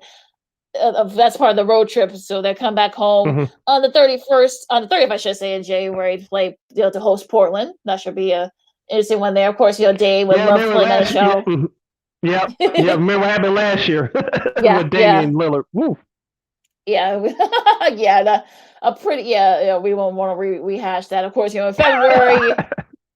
In February they got a lot of home games, against Philly, Phoenix. We'll see how Phoenix looks. That's going to be their first trip here to Chicago. Minnesota, OKC. They get the Spurs and of course Sacramento. Then they got the All-Star game. To finish up before All-Star break, and then they have Atlanta. Yeah, when's the All-Star break? That is February 18th through the 20th. So, okay, and I believe it's in Cleveland this year. Yep. I want to say it's in Cleveland this year. Yeah, you are correct. Yeah. So hope you get Zach LaVine, maybe DeMar DeRozan, maybe. Yeah. Will we get two All-Stars from the Bulls this year? That'd be cool, and the Vucevic too. I think that's we can put up as a bet. Will the Bulls get two All-Stars this year? I think that's a realistic chance. I really do. Yeah, over under. We'll get the over unders there. Then of course, we go into March. Like I said, we're not going to go through all the games, but then you go to March. You got a lot of road games, and that's Philly, Detroit, Sacramento, Utah, Phoenix. You got to go back on the road out west. Then you have Toronto in between that road trip. So you got to go back to Milwaukee and New Orleans and Cleveland, and sort of a mixed bag. And to finish up, we've got a lot of home games to finish. We got Miami, Milwaukee, Boston, Charlotte, and then you finish on the road at Minnesota. So on April 10th, so you finish the season. Hopefully, the Bulls can avoid the play-ins, and maybe they can make a nice little run the playoffs. What do you think? What are your expectations? Your 3, 2, 1. What are your expectations for the Chicago Bulls this year, coming up for the 2021-22 season? You can place your comments on our comments page, on our Facebook page, and on our YouTube page. Just search for Sports Zone Chicago. Once again, at Sports Zone Chicago on Facebook and Sports Zone Chicago on YouTube. What are your expectations for the Chicago Bulls this upcoming season? Will we get two All-Stars this year? I think it's a realistic chance. Place your comments on our comments page, and Lakeena will get them up for you. Now, Lakeena, just reading out their schedule, it looks like they have a easy start to the season with at least the month of October into early November. Now, after the All-Star break, which you just read, they had another tough West Coast road trip. It looks like things even out at the end, assuming that the Bulls can hang around 500 or slightly above 500. I don't know when the trade deadline is, but let's put into account if the Bulls are struggling or have a bid that is struggling, or they're barely hanging around 500. And if Mark Eversley and AK can make a trade deadline, the way their schedule looks, you finish up strong. As we said, just stay out of number 7. You're okay. From the way the schedule ever flows, they can finish between 4 and 6. I know ESPN, NBA analyst, former player Kendrick Perkins expect the Bulls to be around that 4th and 5th spot. If they stay healthy and assume that they're good around the trade deadline, they can add a piece or two. Between 4 and 6 is realistic, as long as they don't have any major injuries. Yeah, that's going to be very interesting to see. Where this Bulls team will be by the All-Star break. I mean, do they get to maybe be right there in like the top 4 or 5, maybe 6? If they, like you said, I think that the key is to sort of stay away from the play-in, stay away from the 7 to 10 spots, and you'll avoid the play-in. And And look, I think I'm going to keep my expectations sort of tempered. I know we got to, the team is much better. You got, you definitely upgraded. You got another superstar and all NBA in DeRozan. Then you got a pretty solid, guard in Lonzo Ball. Then you got, and don't forget, you got a couple of guys there. You got Tony Bradley Jr. You got some of these other, there's some big moves here for the Bulls, and it's just definitely like you gotta, Alex Caruso too. Don't forget, Yes. you gotta look. I think a lot of people are underestimating that move. So I think that's another move that's being kind of like underestimated there by some NBA fans. But there's no reason why the Bulls can't, at the very least, be like in the 5th or 6th, spot in the East. I agree. Are they better than Philly? Maybe. I mean, I'm not gonna say they're better than Brooklyn or Milwaukee, but are they They're better not than better Boston? than those two right now. No. Are they better than They're Boston? better than Boston. Yes. I mean, who else? Are they better than Miami? I think they're kind of even with Miami. I think, but maybe Miami's just a little bit better. Yeah. I'll give Miami a slight edge. Shout out to our girl Alana Tuckhour, but I'll give Miami a slight edge, just a slight edge. I think they're in the same boat as the Bulls. Yeah, they're in the same boat as the Bulls as far as being in the middle of the pack of the Eastern Conference. Yeah, so that'll be very interesting there. So what else is going to sort of caught your attention in the NBA this week? LeBron James acting like a 15-year-old kid again on Twitter. There was a ESPN poll done surveying GMs contributing to a survey around the league, saying that LeBron James is not the best player in the league anymore. It's Giannis and it's Kevin Durant. There's a debate going back and forth. Then LeBron tweeted, I'm just paraphrasing here, saying that you saying that I'm washed up. Okay, you commented on my team being too old. Now you saying that I'm washed up as well. And then I guess some people need the attention to motivate themselves. I get it. We saw that with Michael Jordan. Of course, both of us growing up here in Chicago, we knew that firsthand. But LeBron James trying to make something out of nothing. I get it. You want to use it as motivation. Let's be honest here. Sandwich in between the 2020 championship. He's been hurt 2 out of the 3 years he's been in Los Angeles. Hopefully he stays healthy for this year. If he does, the Lakers have a better chance at a title. Looking at their roster, of course, they picked up Carmelo Anthony. Anthony Davis, hopefully to be back healthy as he tries to be the face of the franchise. Now, hopefully he plays a full season. They picked up a couple of other guys to stabilize that roster. I know Russell Westbrook, they picked up via trade. And speaking of Alex Caruso, Lakeena, the Lakers really going to miss Alex Caruso. And I hope Laker fans really accept that fact, because he was an energy guy that came off the bench. He gave you some score, but he gave you the intensity on defense. And that's what I like about what the Bulls did, picking up Caruso. He's going to bring that intensity coming off the bench. He's going to give you some added scoring that you didn't expect, but he's going to set the tone defensively coming off the bench. And that's what the Lakers are going to miss the most. Yeah, and I think that's why I say that move by the Bulls to sign him, I think it's sort of being kind of under. I mean, I mentioned a lot in a lot of outlets, because I think he did a lot of that stuff. He kind of was a facilitator on the defensive side for the Lakers, and that was a big upgrade, and that was much needed for the Bulls. So that was a nice signing by AK and Mark Eversley. Let's see what else sort of like the Christmas game. We talked about the Christmas Day games a couple of days ago in our last show, but some very interesting some of the matchups here, and I kind of feel like I can't wait for the season to start, because I think there's no reason why the Bulls can't, at the very least, get into the playoff chase. I mean, like I said before, barring any major injuries or major setbacks with guys, also too, don't forget Kobe White should be back by January, so I'm wondering, like, okay, I'm sure he's going to be fit somewhere there too. So I'm interested to see what the Bulls can do here. I mean, I'm excited. I think like I said, we'll get, as we get close to the season, we'll get some of our buddies, to come back and talk, Bulls and NBA with us. But if you're a Bulls fan, you should be feeling pretty good right now. Yeah, exciting times are ahead for Bulls fans. Hopefully, the UCS fans return to full capacity, and they should be excited about their Bulls. Before we take our last break, Lakeena, can you run down the schedule for opening night for TNT? and I know the rest of the national schedule was released over the weekend, and so just point out just the opening night and then a couple of key games because I know they won't have as many doubleheaders to start the year, but it's going to pick up as the year goes along, and plus they're going to bring their Tuesday doubleheaders back as well, formerly known as players only broadcast. Mm-hmm. I do actually have the Tuesday schedule right here for the 19th of October.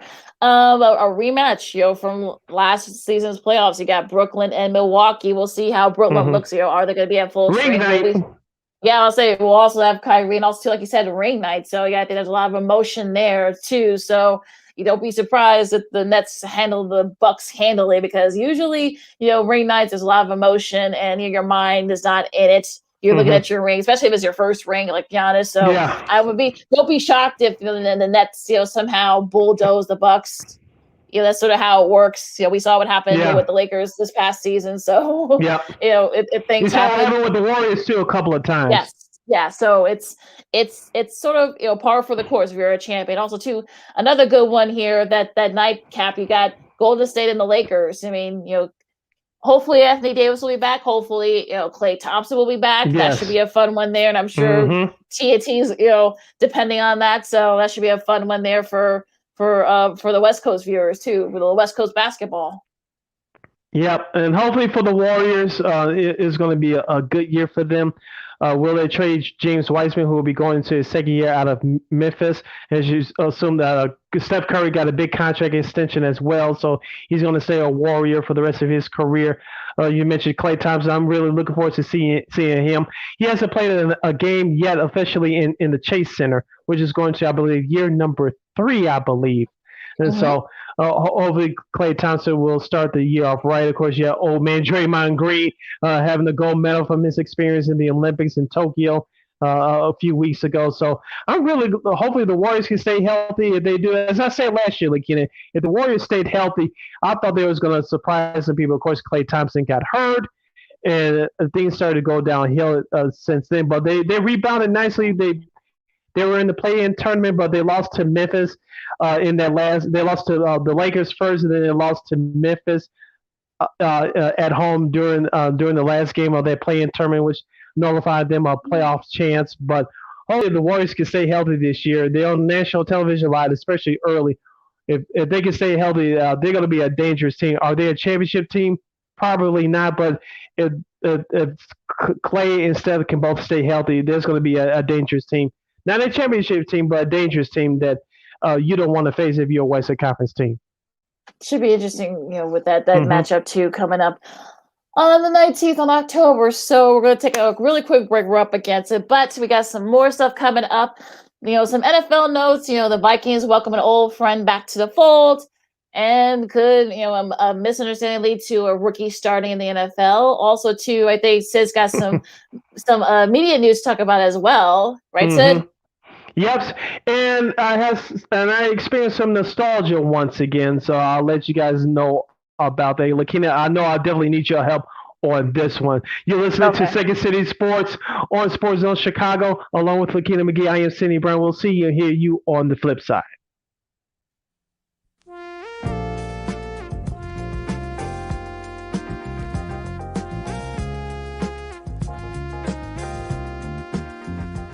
I just heard my favorite band is in town. I'd love to get good seats, but everywhere I've looked, the ticket sites have crazy service fees. Haven't you heard of TixSplits? Who? TixSplits. They don't gouge you with crazy fees. The price they advertise is the price you pay, plus a small delivery fee. Never pay service fees again. Go to TixSplits.com today. TixSplits.com. Guaranteed seats, low prices. That's TixSplits.com. Every ticket, every venue, everywhere.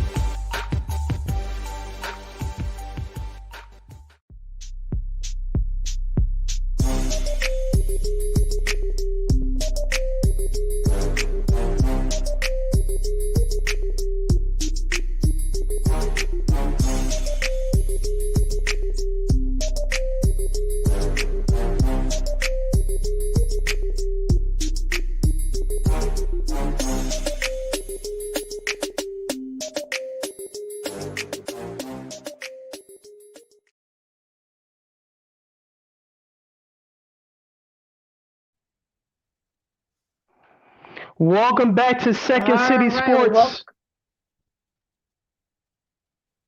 Welcome back to Second City Sports final segment for today, right here on Sports Zone Chicago, along with Lakeena McGee. I am Sidney Brown. We apologize for that glitch there. Lakeena, what were some of the best and worst from Week 2 of the NFL preseason? I'll give you mine first.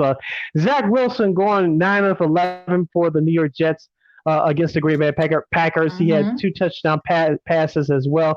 So unless something dramatic happens, he's your Week 1 starter as the Jets were prepared to take on the Carolina Panthers for Week 1. He looked good. But you wanted to bring up something from a team on the left coast, and I saw some highlights from last night, which gives me cause for concern. Take it away.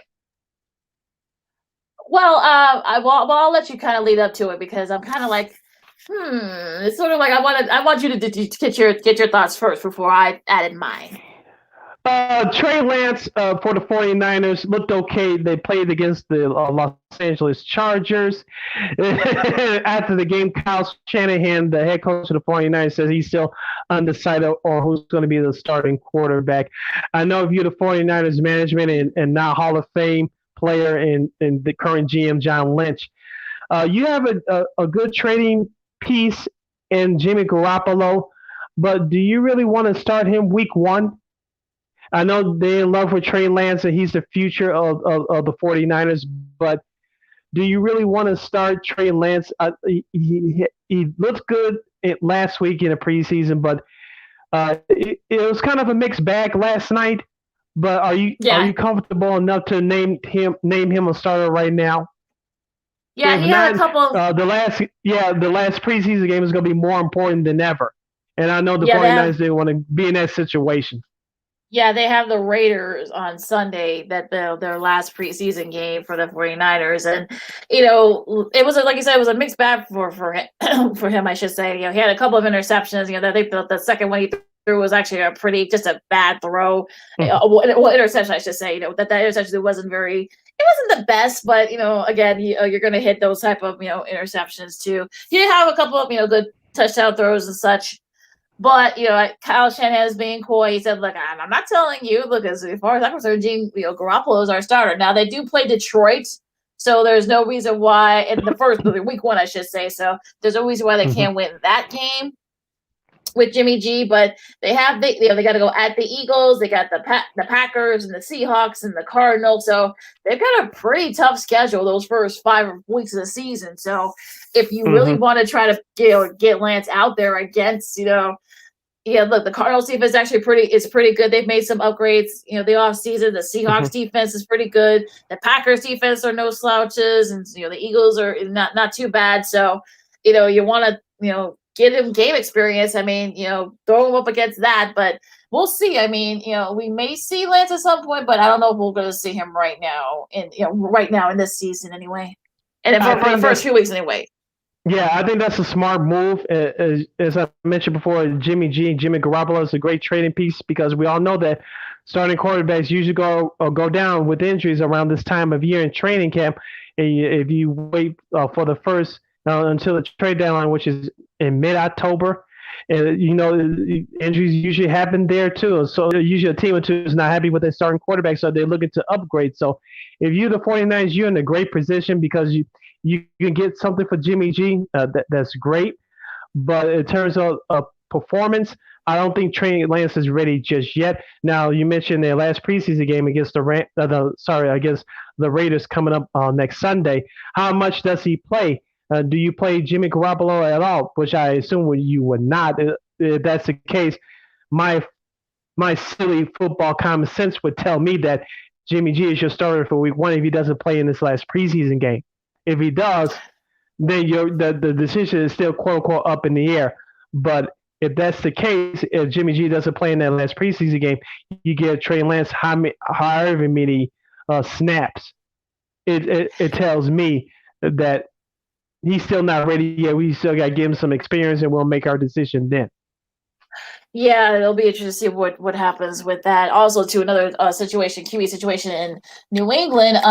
Apparently Cam Newton has to do virtual practices because I guess there was a misunderstanding with the testing, for COVID, and he hasn't tested positive, but I guess he was around someone who is, who was COVID positive, so now they got to do a high risk thing, and he has to do virtual practices for couple of days. Matt Jones actually looked really good in their last preseason game against the Eagles this past Saturday, and you wonder, is this going to be sort of thing where if Jones does start, I mean, he can kind of just maybe buy another potential trade fees, bye to Cam, and of course, Patriots fans, although they like Cam, they want to see what Jones can do, and he actually has looked good so far, but again, we'll see what happens. But what do you think about the situation out there, Sid?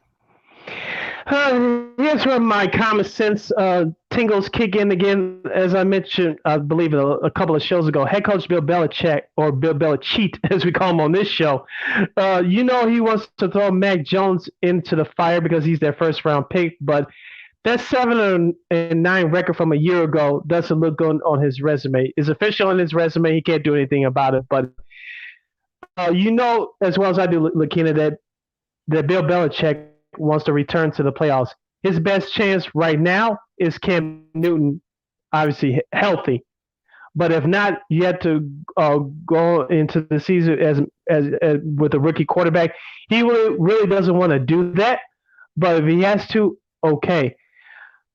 If Cam Newton's healthy, he's still your best option. But if not, you're in trouble. Like you mentioned, Mac Jones has looked good. But is he ready enough to start the year? I don't know.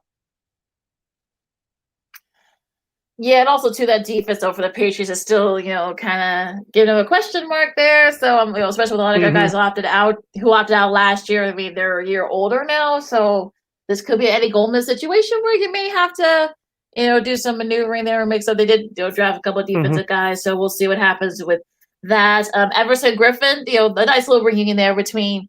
The Pro Bowl pass rusher for the Vikings. They reunited after he left last season to go to play in Dallas. He played 14 games. He had 6 sacks and 33 tackles, 7 for loss. So, still he's 33 now. But again, this was definitely a much needed signing for the Vikings because they have not looked good this preseason. Yeah, nice reunion. Hopefully he has a whole lot left. I know he had other issues too when he left Minnesota. And so Minnesota is looking to have a bounce back year. They barely missed the playoffs last year. I know they had other issues going on with the vaccinations and things along that line. We won't dip into that too much. But as far as on the field, they're one of the teams that people are picking to perhaps win the division, upset the Packers, and perhaps get into the playoffs as a wild card. We'll see. But Minnesota is expected to have a bounce back year. If you could get anything out of that defense, out of Edison Griffin, which that defensive line struggled last year due to inconsistencies in their play and injuries. If you get anything out of their defense, the Minnesota offense should take care of itself. And Kirk Cousins, the thing about him is, can he stay consistent? Yeah, absolutely. So I think and Dalvin Cook, their running back, has to be healthy. He wasn't toward the end of last year. Yeah, there was a lot of wear and tear on him last year. Hopefully, they won't have to depend on him too much. But he started off high last year, but toward the end, he was worn down. Yeah, so hopefully they won't have to depend on him too much, this season. But again, we'll see. Also, too, just came across the wires. New Cardinals defensive lineman J.J. Watt has been activated from the PUP list, the physically unable to perform list. He's had some injury issues, so we'll probably see him maybe in the Cardinals' last preseason game. So that should be. It was a big signing there for Arizona. Didn't have to pay him too much. So there's a lot expected for the Cardinals this year. So, hopefully they help out in that, that front seven. That was they made some inroads last year, but again, they ran out of gas. So having a leader like Watt can help, will finally be, I'm sure they'll finally, he'll play, I think, to get some game reps in him, but should be interesting though for Arizona. Yeah, and also, too, for Arizona, who's going to be the number 2 wide receiver to go along with DeAndre Hopkins now since Larry Fitzgerald is retired? Yeah, that should be interesting. But he hasn't, left out a chance that he might play halfway through the season too. So I'm sure he's keeping himself a hope. Yeah, he did. He said in the podcast that he does that.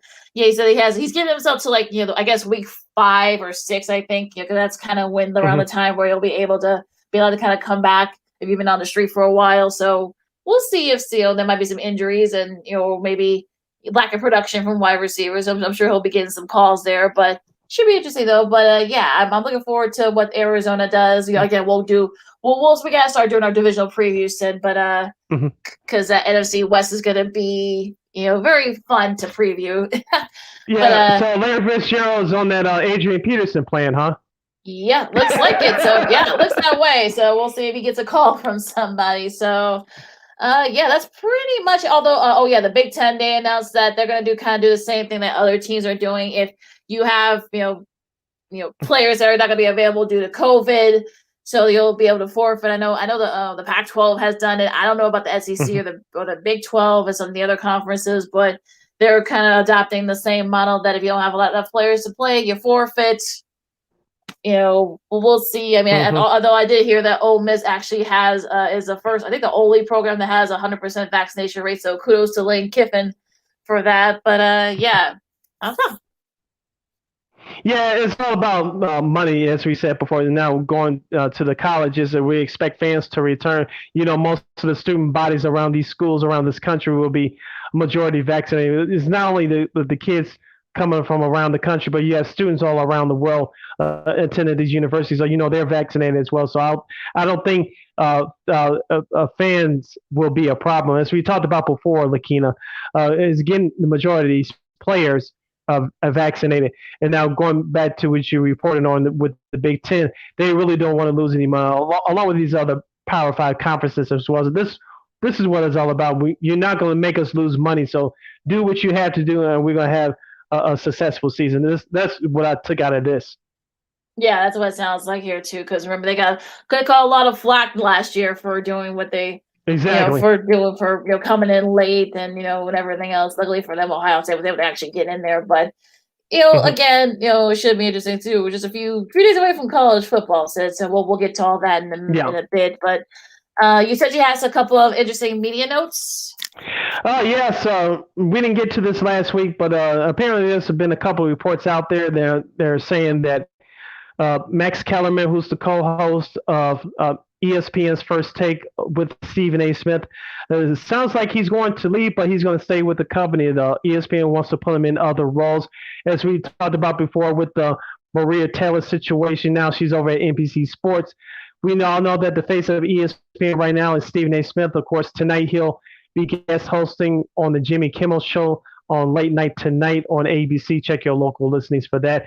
Of course, Stephen A. Smith has been, if most people don't know, Lakeena is a big soap opera fan, and Stephen A. Smith has been guest starring periodically as the character Brick on General Hospital. So Stephen A. Smith is the face of that network. He's the face of Disney. And so Stephen A. Smith is now expanding his role at ESPN. He's been getting paid between $8 to $10 million a year. And it looks like the format going forward is Stephen A. Smith versus whoever they put him up against on that day. Do you think this is a good model going forward for First Take again? Because as I said before, whether you're a regular watcher or not, if Stephen A. Smith ever decides to leave First Take, that show is over. Yeah, he's been sort of the face of that show for I think the last 10 or 12 years now. So he's been doing it. So, and this is sort of like this is they're doing. I mean, like I said, I don't watch First Take like that. So, but same here. He and Max have had this nice camaraderie. So it's sort of going to be weird to have him go up against rotating. Whoever, I'm sure they'll be talking to Ryan Clark and against Kendrick Perkins, once the NBA season, comes on, rolls around. And, I guess that's good to do for maybe the first 2 months, but you're going to need some, stability there. So we'll see what they do with that show. And also too, going to be, I know Max has been doing a radio show on ESPN Radio. There's some rumors that maybe they may put him in the morning show with, I don't know if that he might be replacing Jay Williams because we haven't seen him on there in for weeks now, and we know Zuma Mehedi, who was one of the hosts there. I know he's been having some health issues, so that's the reason why we haven't seen him. Alejandro's done a great job filling in for him. That he's done a great job there. So I don't really I don't know. I mean, like they may put him on like that radio show. They may put him in. They may give him an afternoon show, perhaps on ESPN Radio.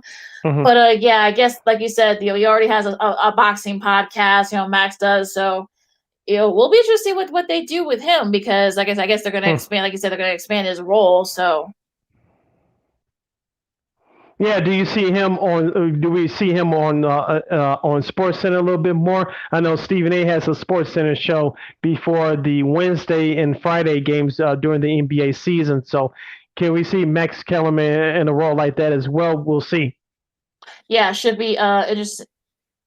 Like I said, should be very interesting to see what they do with him because, like I said, I mean, breaking up that duo, I think that's sort of been it's been a solid duo for them the last 5 or 6 years, and the Rays have actually still been pretty solid. So the fact that they were able to kind of take him out of there, I think is a little bit backwards. But again, what do I know? Right. What do I know? Yeah. Yep. So and also too. I mean, it's going to be very interesting. Also, too, TNT, apparently, of course, we know Marv Albert has retired from, broadcasting NBA games. They have not decided how they will replace Marv Albert and Chris Webber for that matter. But, Sam Van's going to be back there. So, he doesn't have a coaching job. I think he's a better analyst anyway now, instead of coaching. But, I think he's better at that. That experiment with New Orleans was a disaster. So I just think that you know what, you need to go back to being a TV analyst. You're better at that. Yeah, like I said, we talked about this before, Lakeena, a couple months ago. Kevin Harlan should be your number one voice. Who will be the number two voice? Will it be Brian Anderson, the TV voice of the Brewers? Of course, he's been getting playoff games the last couple of years. Of course, he's also one of the voices of the NCAA tournament, which is split between Turner and CBS. Will it be Ian Eagle, who's still the voice of the TV voice of the Brooklyn Nets? Will he be the number two guy? Will his role expand at Turner? Because the only time you hear him is during the playoffs, because obviously he does the Brooklyn Nets games throughout the season. So will he be cast as the number two voice for Turner? Yeah, that should be interesting. I would say Ian Eagle's been around a long time, so I'm kind of like surprised that he is not the top, one of the top two guys there. But he's been voicing the Nets forever, so maybe he likes doing that. But then we'll see. I mean, like I said, we're a little bit away from the NBA starting, and also training camp starts in about a month, so that'll be interesting too. So I'm sure they're figuring this out as they go. But it should be an interesting next few weeks in sports media. Yes, it should be. You're listening to Second City Sports on Sports Zone Chicago, along with Lakeena McGee. I am Sidney Brown. We're wrapping up today's show. Lakeena, let's end this episode on a Monday on a high note, no pun intended. Before I start my story, I'll ask you this question. Hopefully, I will not reveal your real age on this show. But did you have cable growing up? And so, what year, if you can remember, that your parents got cable? We got cable, I think about like 90 or 91, I think. I was thinking about this the other day when did we actually get cable? Because I know we moved a couple of times. So I think it was around like the first time we moved was like 90, I think. It was like late 90, like early 91. I think that's when we first got cable. Okay, because I remember it was the late 80s. And I was looking around for some stuff a while ago when my mother passed in 2012.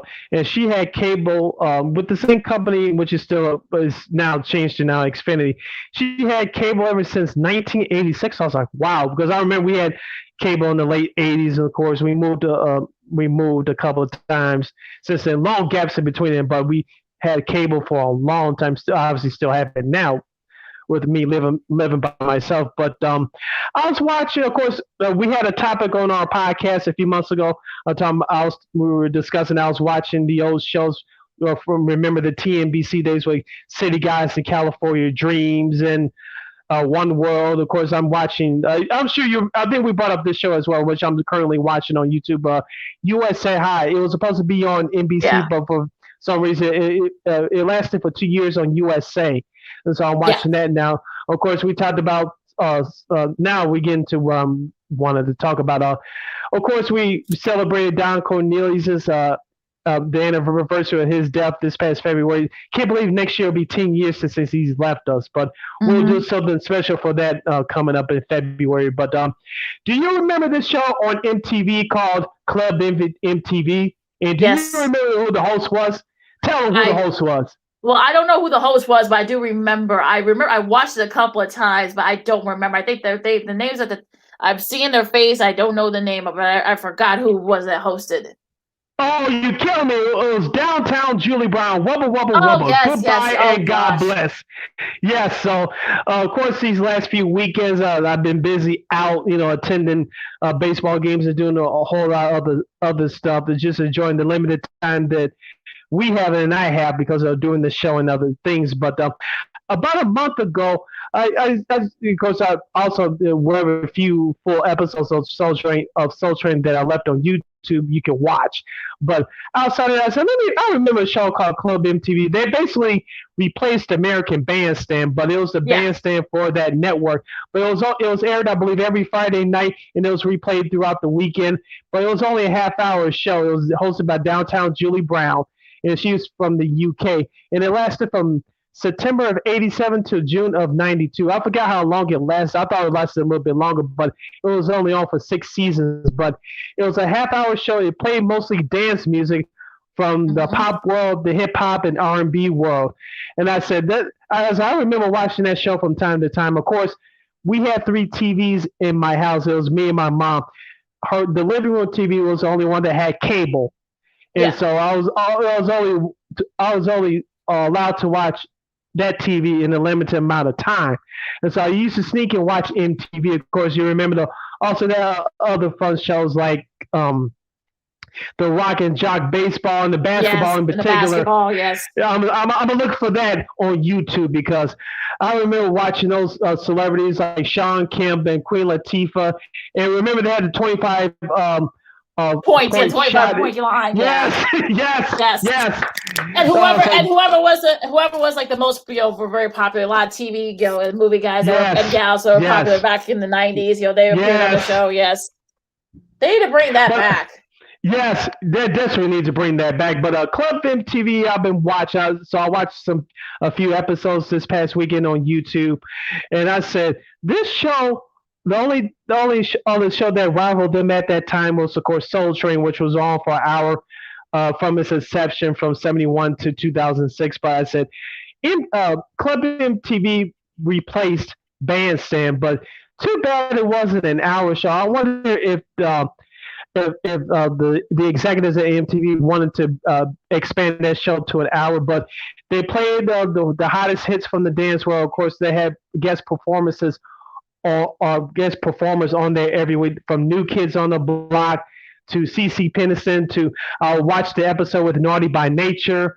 And they had El DeBarge. I forgot about this song, Lakeena, but do you remember this song called Real Love from 1989? It was a dance tune. Because remember, you know the history of the DeBarge family and El DeBarge. They really didn't do any dance tracks, but they were known for the R&B love ballads and things on that line. Do you remember that song called Real Love from 1989?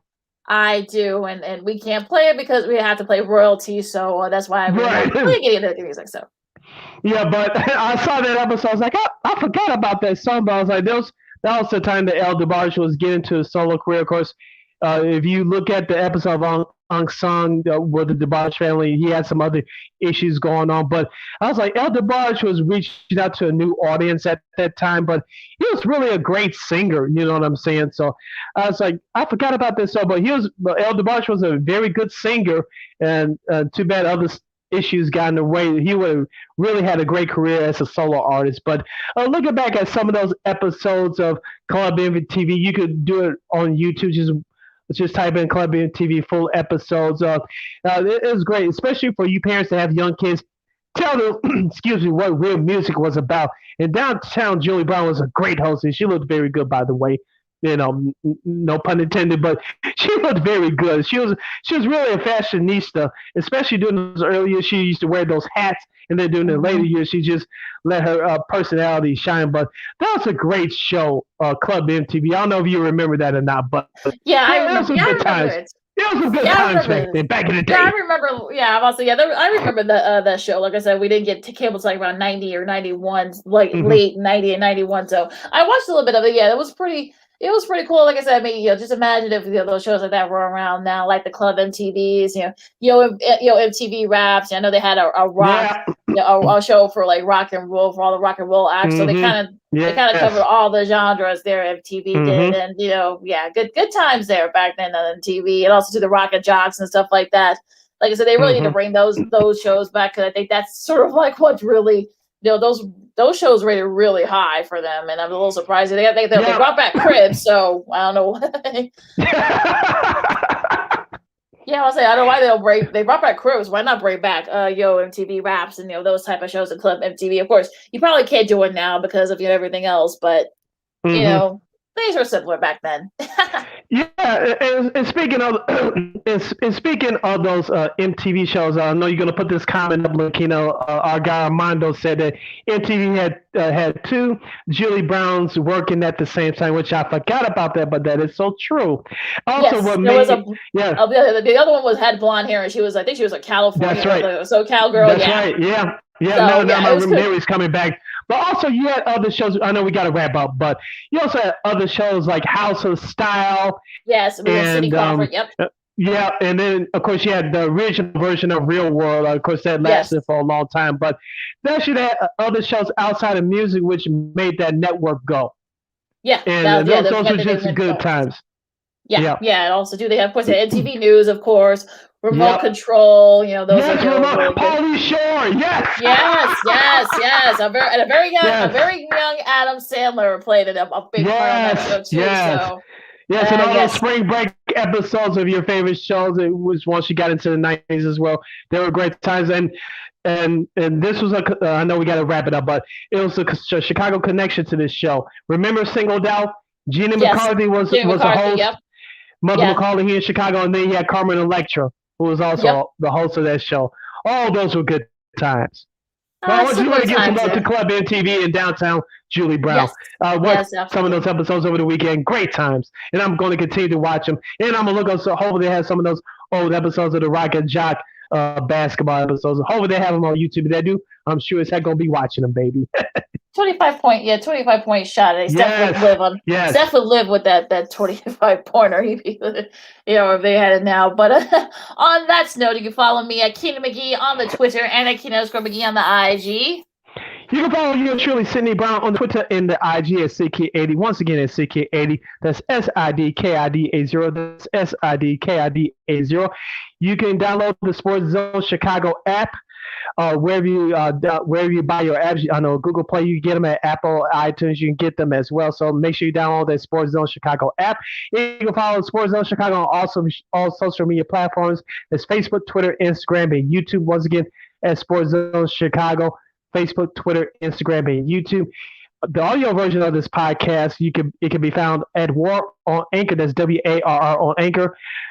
We're available wherever you download your podcast, including the iHeartRadio app. And make sure you follow WARR Media on all social media platforms. That's Facebook, Twitter, Instagram, and YouTube at WARR Media. Once again, at WARR Media. That's Facebook, Twitter, Instagram, and YouTube. Thank you very much for your continued support. Like, share, subscribe, and tell your friends. And make sure you catch Second City Sports right here on Sports Zone Chicago every Monday and Friday from noon to 2 p.m. Central Standard Time. Once again, every Monday, every Friday right here on Sports Zone Chicago, live and in living color from noon to 2 p.m. Central Standard Time. That's 1 to 3 in the East. That's 11 a.m. to 1 p.m. in the Mountain Time Zone. 10 a.m. to noon in the West Coast, and wherever time it is in Hawaii. You can catch us. Here. So we're available for any and every time zone around the country and around the world. Yes, we do. And also, too, you're going to see hear the audio versions on WARR Media as well. on Anchor, Spotify, and all wherever you get your podcast too. And also too on our YouTube pages. All the shows are up. So also support the other shows as well. Yes. Lakeena, take us home. All right, first Sid, I'm Lakeena. You guys stay safe out there, and also to peace and love to Kobe. Today is his birthday. Would have been 43, I think, today. So peace and love to him. It continues. So for all you guys, be safe out there. Wear your mask if you're not going to get the vax. So, all right, and we'll see you Friday. Take care and be safe out there, guys. Till Friday. Go Sox. Holla!